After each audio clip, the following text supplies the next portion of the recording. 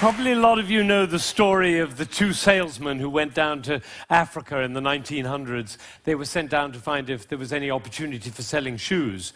And they wrote telegrams back to Manchester. And one of them wrote, "Situation hopeless, stop, they don't wear shoes." And the other one wrote, "Glorious opportunity, they don't have any shoes yet."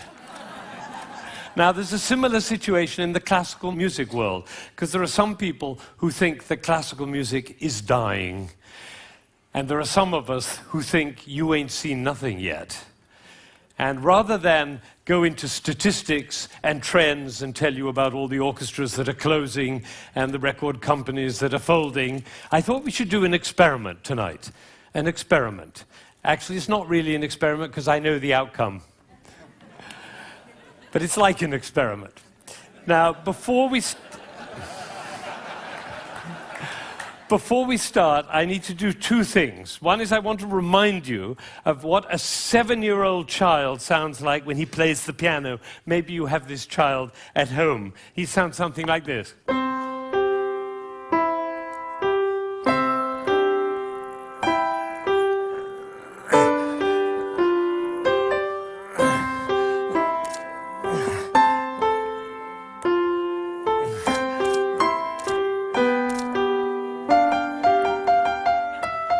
I see some of you recognize this child. Now, if he practices for a year and takes lessons, he's now 8 and he sounds like this. And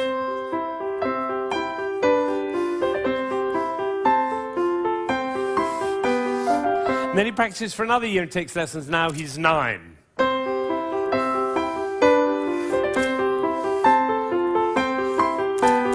And then he practices for another year and takes lessons, now he's 10.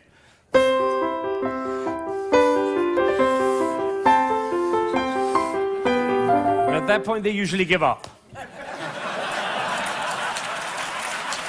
Now, if you'd waited for one more year, you would have heard this.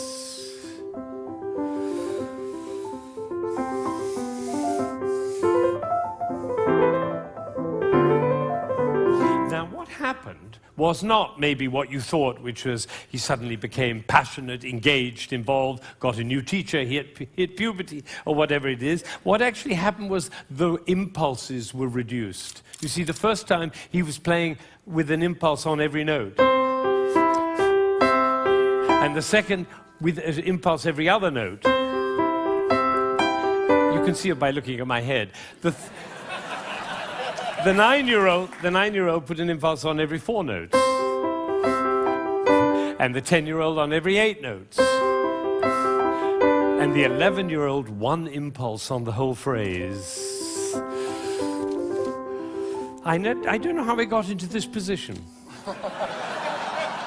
I didn't say I'm going to move my shoulder over, move my body. No, the music pushed me over, which is why I call it one buttock playing. Can be the other buttock. You know, a gentleman was once watching a presentation I was doing, and I was working with a young pianist. He was the president of a corporation in Ohio. And I was working with this young pianist, and I said, "The trouble with you is you're a 2-buttock player. You should be a 1-buttock player." And I moved his body like that while he was playing. Suddenly the music took off. Took flight. There was a gasp in the audience when they heard the difference. And then I got a letter from this gentleman. He said, "I was so moved, I went back and I transformed my entire company into a 1-buttock company." Now, the other thing I want to do is to tell you about you. There are 1,600 people, I believe. My estimation is that probably 45 of you are absolutely passionate about classical music. You adore classical music. Your FM is always on that classical dial, and you have CDs in your car, and you go to the symphony, and your children are playing instruments. You can't imagine your life without classical music. That's the first group. It's quite a small group. Then there's another group, bigger group. These are the people who don't mind classical music.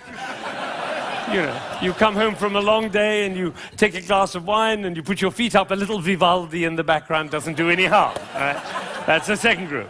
Now comes the third group. These are the people who never listen to classical music. It's just simply not part of your life. You might hear it like secondhand smoke at the airport, but and maybe a little bit of a march from Aida when you come into the hall, but otherwise you never hear it. That's probably the largest group of all. And then there's a very small group. These are the people who think they're tone deaf. Amazing number of people think they're tone deaf. Actually, I hear a lot, my husband is tone deaf. Actually, you cannot be tone deaf. Nobody is tone deaf. If you were tone deaf, you couldn't change the gears on your car, in a stick-shift car. You couldn't tell the difference between somebody from Texas and somebody from Rome. And the telephone. If your mother calls on their miserable telephone, she calls and says hello. You not only know who it is, you know what mood she's in. You have a fantastic ear. Everybody has a fantastic ear. So nobody is tone deaf. But I tell you what, it doesn't work for me to go on with this thing with such a wide gulf between those who understand, love, and passionate about classical music and those who have no relationship to it at all. The tone-deaf people, they're no longer here. But even between those three categories, it's too wide a gulf. So I'm not going to go on until every single person in this room, downstairs and in Aspen, and everybody else looking, will come to love and understand classical music. So that's what we're going to do. Now, you notice that there is not the slightest doubt in my mind that this is going to work, if you look at my face, right? It's one of the characteristics of a leader that he not doubt for one moment the capacity of the people he's leading to realize whatever he's dreaming. Imagine if Martin Luther King had said, "I have a dream." Of course, I'm not sure they'll be up to it. All right, so I'm going to take a piece of Chopin. This is a beautiful prelude by Chopin. Some of you will know it.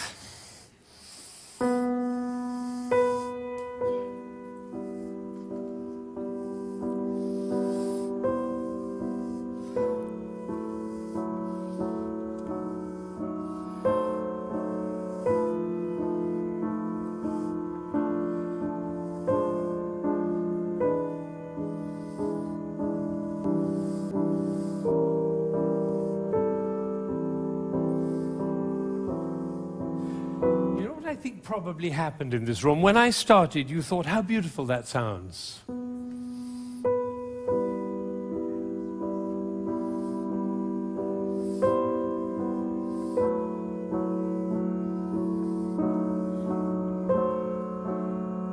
I don't think we should go to the same place for our summer holidays next year. It's funny, isn't it? It's funny how those thoughts kind of waft into your head when we're listening to classical music. And of course, if the piece is long and you've had a long day, you might actually drift off. And then your companion will dig you in the ribs and say, "Wake up, it's culture!" And then you feel even worse. But has it ever occurred to you that the reason you feel sleepy in classical music is not because of you, but because of us? Did anybody think while I was playing, why is he using so many impulses? If I'd done this with my head, you certainly would have thought it.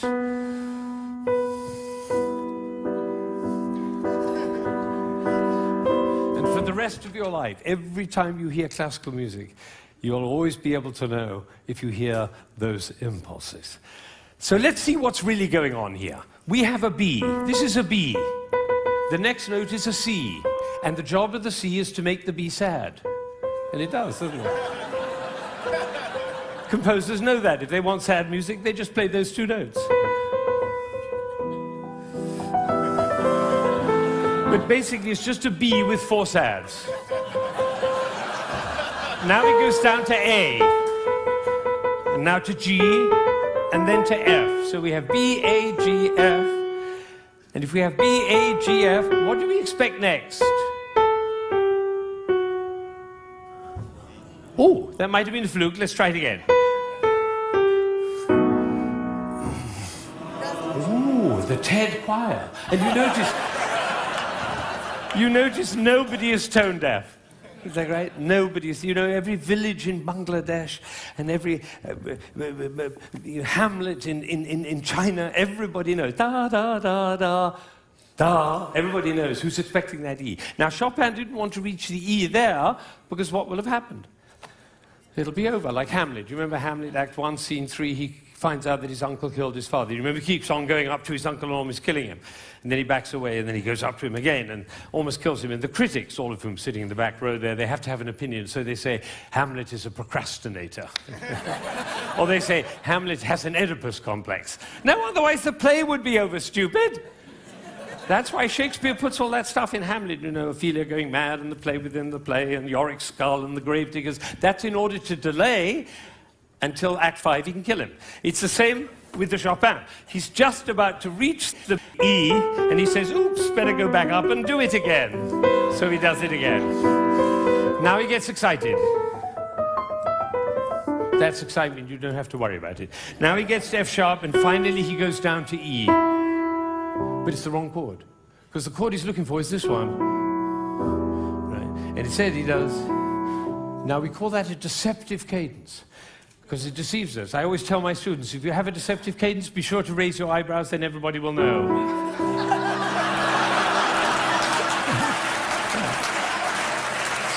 All right. So he gets to E, but it's the wrong chord. Now he tries E again. That chord doesn't work. Now he tries E again. That chord doesn't work. Now he tries E again. That doesn't work. And then finally, there was a gentleman in the front row who went, like that. It's the same gesture he makes when he comes home after a long day, turns off the key in his car and says, I'm home. Because we all know where home is. So this is a piece which goes from away to home. And I'm going to play it all the way through, and you're going to follow. B, C, B, C, B, C, B, D, down to A, down to G, down to F, almost goes to E, but otherwise the play would be over. Goes back up to B, gets very excited, goes to F sharp, goes to E, it's the wrong chord, it's the wrong chord, it's the wrong chord, and finally goes to E, and it's home. And what you're going to see is one buttock playing. Because for me to join the B to the E, I have to stop thinking about every single note along the way and start thinking about the long, long line from B to E. Right? You know, we were just in South Africa, and you can't go to South Africa without thinking of Mandela in jail for 27 years. What was he thinking about? Lunch? No, he was thinking about the vision for South Africa and for human beings. That's what. This is about vision. This is about the long line, like the bird who flies over the field and doesn't care about the fences underneath. All right. So now you're going to follow the line all the way from B to E. And I have one last request before I play this piece all the way through. Would you think of somebody who you adore, who's no longer there? A beloved grandmother, a lover, somebody in your life who you love with all your heart, but that person is no longer with you. Bring that person into your mind, and at the same time, follow the line all the way from B to E, and you'll hear everything that Chopin had to say.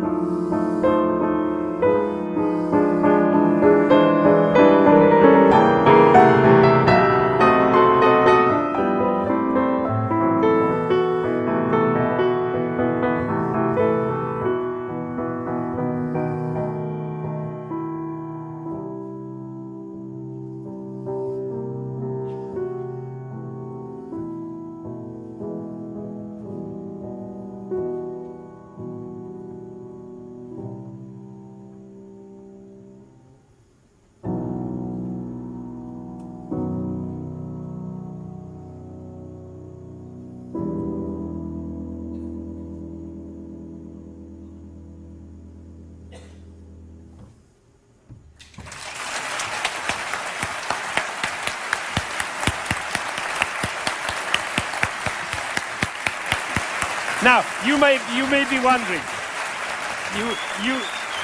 you may be wondering, why I'm clapping. Well, I did this at a school in Boston with about 70 seventh graders, 12-year-olds. And I did exactly what I did with you, and I told them and explained them the whole thing. And at the end, they went crazy, clapping. They were clapping, I was clapping, they were clapping. Finally, I said, why am I clapping? And one of these little kids said, because we were listening. Think of it, 1,600 people, busy people, involved in all sorts of different things, listening, understanding, and being moved by a piece by Chopin.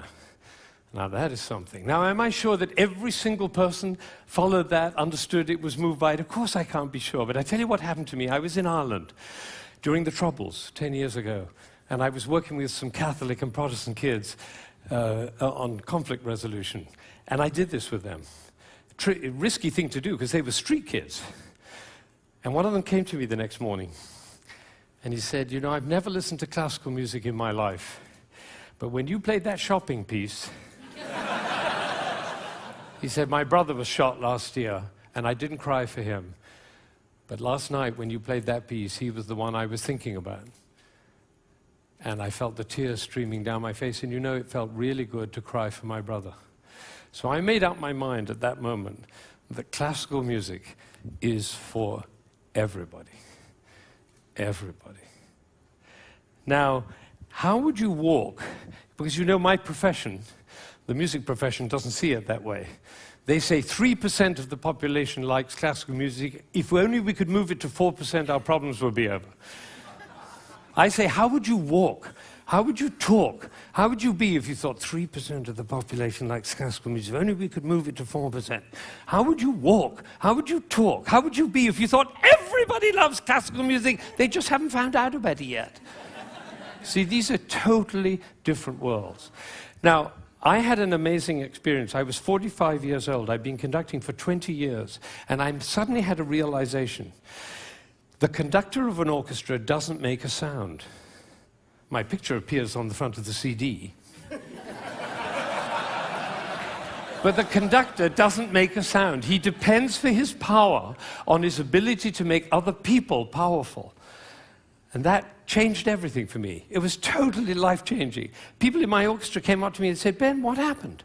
That's what happened. I realized my job was to awaken possibility in other people. And of course, I wanted to know whether I was doing that. And you know how you find out? You look at their eyes. If their eyes are shining, you know you're doing it. You could light up a village with this guy's eyes. Right, so if the eyes are shining, you know you're doing it. If the eyes are not shining, you get to ask a question. And this is the question. Who am I being that my player's eyes are not shining? We can do that with our children too. Who am I being that my children's eyes are not shining? That's a totally different world. Now, we're all about to end this magical on the mountain week, and we're going back into the world. And I say it's appropriate for us to ask the question, who are we being as we go back out into the world? And you know, I have a definition of success. For me, it's very simple. It's not about wealth and fame and power. It's about how many shining eyes I have around me. So now I have one last thought, which is that it really makes a difference what we say, the words that come out of our mouth. I learned this from a woman who survived Auschwitz, one of the rare survivors. She went to Auschwitz when she was 15 years old, and her brother was 8, and the parents were lost. And she told me this. She said, we were in the train going to Auschwitz, and I looked down and I saw my brother's shoes were missing. And I said, why are you so stupid? Can't you keep your things together, for goodness sake? The way an elder sister might speak to a younger brother. Unfortunately, it was the last thing she ever said to him, because she never saw him again. He did not survive. And so when she came out of Auschwitz, she made a vow. She told me this. She said, I walked out of Auschwitz into life, and I made a vow. And the vow was, I will never say anything that couldn't stand as the last thing I ever say. Now, can we do that? No, and we'll make ourselves wrong and others wrong. But it is a possibility to live into. Thank you.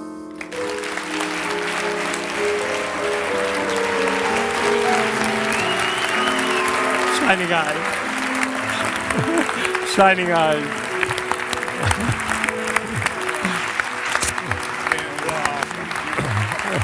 Thank you. Thank you.